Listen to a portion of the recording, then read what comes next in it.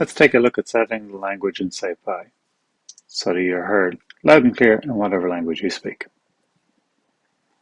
Click on SciPy's action button to bring up the language settings. SciPy cleverly sets your system language as the default. For me, that's English.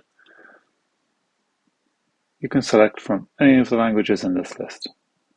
Or if you're going to be speaking many languages at once, or if your language isn't listed, you can select Auto Detect and it'll pick it for you.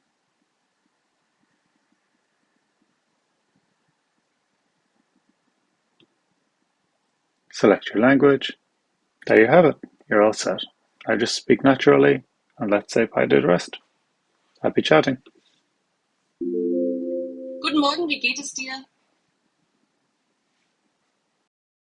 Quickly look at how to set the language on Android as well. The process is similar on Android, but the extension settings can be a little harder to find. In the Kiwi browser on Android, we're looking for the three dots at the top right. Then, right at the end of this list, we'll see the SciPy browser extension. Click this and we get the same settings menu where we can select our language.